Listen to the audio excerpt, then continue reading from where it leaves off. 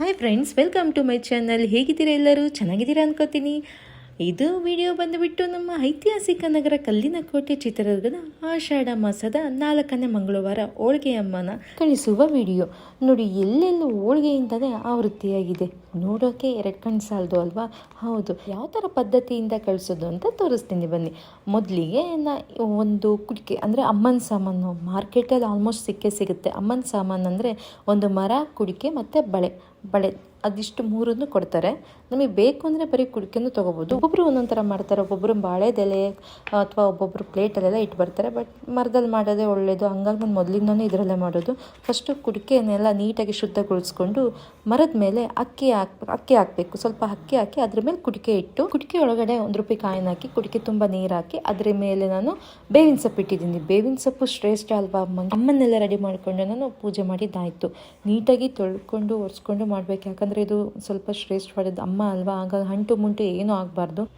ನೀಟಾಗಿ ಶುದ್ಧಗೊಳಿಸ್ಕೊಂಡು ಪೂಜೆ ಮಾಡಿದ್ದು ಆಯಿತು. ಅಮ್ಮನ ಕಳ್ಸೋಕ್ಕೆ ರೆಡಿ ಮಾಡಿದ್ದು ಆಯಿತು. ಶರತ್ ಕೂಡ ಶಾಪಿಂದ ಬಂದರು. ಪಾಪುನೂ ಆಗ್ತಾನೇ ಇದ್ಲು. ಅವಳ ಹತ್ರನೂ ಮಾಡಿಸಿದ್ದಾಯ್ತು ಪೂಜೆನ.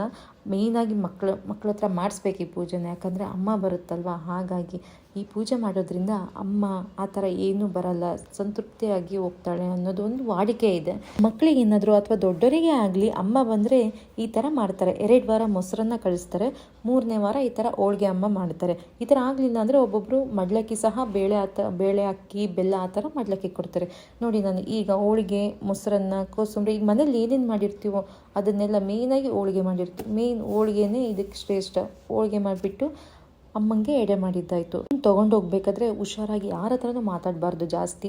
ಹುಷಾರಾಗಿ ತೊಗೊಂಡೋಗ್ಬೇಕು. ಸ್ಲಿಪ್ಪರ್ ಹಾಕೊಳಂಗಿಲ್ಲ.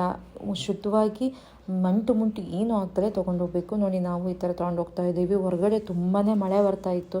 ಕೊನೆಗೂ ಅಮ್ಮನ ಕಳಿಸಿ ಮೂಲ ದೇವರಿಗೆ ಹೋಗಿ ಮಂಗಳಾರತಿ ಮಾಡಿಸ್ಕೊಂಡಿದ್ದು ಆಯಿತು.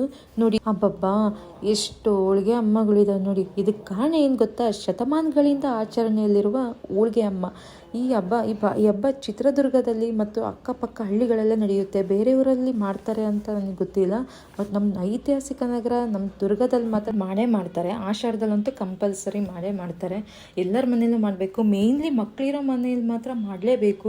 ಯಾಕಂದರೆ ಒಬ್ಬೊಬ್ಬರು ಮಾಡಲ್ಲ, ಮೊದಲಿಂದನೂ ಮಾಡ್ಕೊಂಡು ರೂಢಿ ಇರಲ್ಲ. ಬಟ್ ಒಬ್ಬೊಬ್ಬರು ಎಲ್ಲರ ಮನೆಯಲ್ಲೂ ಮಾಡೇಬೇಕು. ಮಕ್ಕಳಿರೋ ಮನೆಯಲ್ಲಿ ಅಮ್ಮ ಬರ್ತಿರುತ್ತೆ.